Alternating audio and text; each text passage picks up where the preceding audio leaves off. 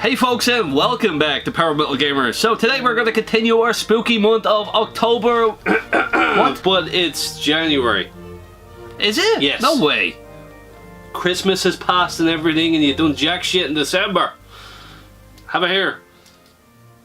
Oh well, Christmas was really quiet and none exciting was going on. And also I was sick too, and I've got a blister on my fucking tongue. So yes, let's make up for that. We have to make up for that because the absence on YouTube has been horrendous in the past while. So we got loads of new equipment here, and we're going to do something really cool for you guys. Something special to make up for the lack of content on the channel here. This video coming is something that I was meant to do for Halloween, but let's face it man, everything is spooky all year round on this channel. So in today's video we're going to talk about 5 of the creepiest enemies in horror games. You know, the ones that make us feel really uneasy. I know it's only 5, it's a small list, but hey, there's 5 different monsters from 5 different games. There's a ton of creepy shit in games, so I narrowed it down to just this. Fret not though, there shall be some honorable mentions towards the end of the video, and if your ultimate nightmare is not here on the list, please let me know in the comments down below of what your picks are so I'll read them. So without further ado, let's get this shit on the road, shall we?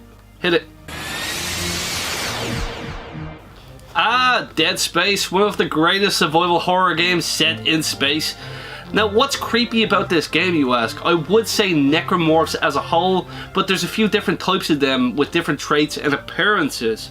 The ones that stand out the most of these space zombies would go to the pack from Dead Space 2. Oh, and you're thinking, oh, they're small, they've got very sharp claw arms. Oh, hold on, wait, what's that? Are they? Yes, they're mutated zombie babies. Yes, there's nothing more fucked up than using Isaac's plasma cutter to dismember children's reanimated corpses. Even if it's a video game, it still makes me goddamn really uneasy.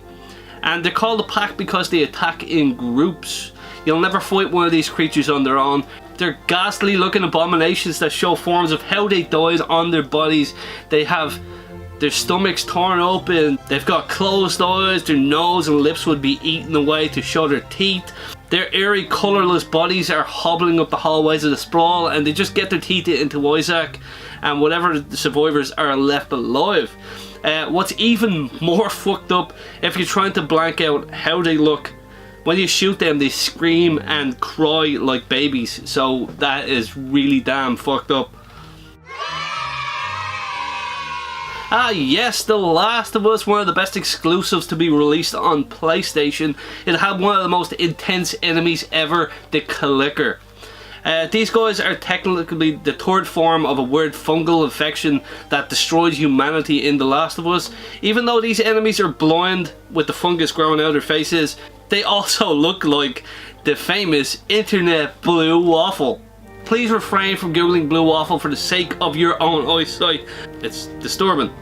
Anyways, they've been infected with the fungus for so long that they've completely lost their humanity and are incredibly aggressive, stronger and faster than the average human. The Clickers, they have super enhanced hearing, and from their name Clickers, they make a weird clicking noise that they use as a kind of an echolocation so they can track their prey with pinpoint precision, just like kind of bats and their sonar. Trying to sneak by these enemies literally had me sweating bullets to the point where the controller felt like a lubricated boomerang in my hands. And because if they catch you and you're out of defensive shivs, they can kill you in one hit. This enemy just makes me completely uneasy playing Last of Us.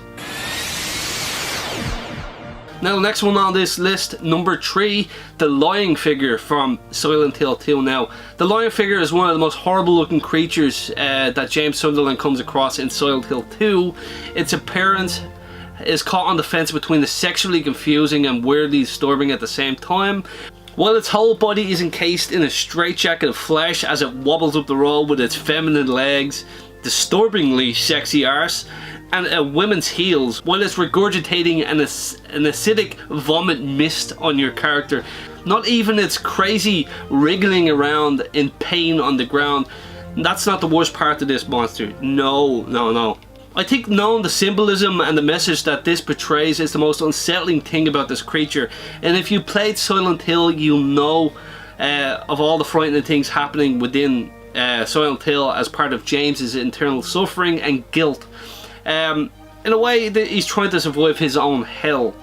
This creature was a manifestation of James's wife, and she was terminally ill. I read that the design was meant to be suggestive of how James's wife felt when she was in pain and she couldn't escape from her dying body. Also, she was so toxic towards James in the end, saying hurtful things, and that the creature had a zipper on its mouth. It was probably a way of James imagining her of shutting their mouth, or kind of like, you know, zip it. Also, the fact that there's hints of sexual frustration there. The creature with its feminine form, and it's completely naked. Also, if you read it up, the concept art online somewhere, there's a lot more weird things about this particular monster, and it always left me very uneasy. How about you? Do you feel the same way about this creature? The Regenerators from Resident Evil 4. Now, the Regenerators from Resident Evil 4 scared the life out of me when I first encountered them. You know why you're so used to fighting mad infected cultist villagers, and you don't expect this creature here to come along. These hulking 7.5 feet tall monstrosities have large grinning mouths and very sharp teeth.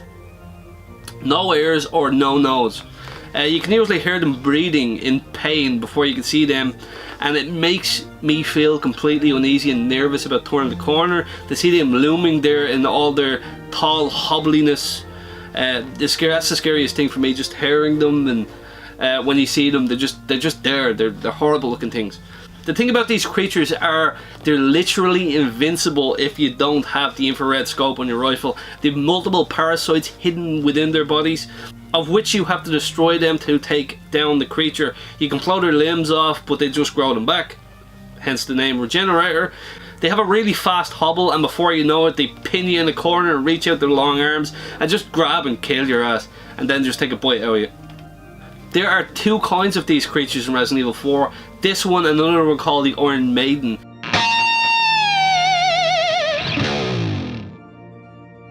It's kind of like an armoured Regenerator with spikes coming out of its body. You get near one of those and you're a shish kebab impaled on that sucker. They're nasty, nasty creatures. So on to the next one, the Alien Xenomorph from Alien Isolation. There's nothing scarier than an enemy that can stalk you through most of the game, pop up and turn you inside out in one hit. As much as Alien Isolation was a beautiful love letter to Alien fans everywhere, that Xeno that a creative assembly made for this game was absolutely terrifying, and rightfully so, as this creature is the perfect organism.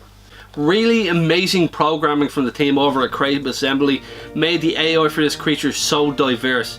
It can literally skulk its way through the ventilation on board the Sevastopol space station, and they follow you every step of the way. You gotta play it smart and be careful not to run or make any noise possible, as the alien is drawn to the noise. The creature is so intense that I literally hid in the locker for a good 20 minutes and it walked around the room just looking for me. It's really, really weird. Then there was another time where I scurried my character ass down a dark hallway checking if there's a bleep on the motion tracker device. Then out of nowhere I randomly get pulled into a slimy ventilation shaft by the alien. It's horrifying stuff and nearly gave me a heart attack. You're literally on your toes and uneasy all the way through this game. Also, boy, this is no means a top 5. If it was, this would be really high choice up on that list of enemies that make us feel really uneasy. I just love this game so damn much.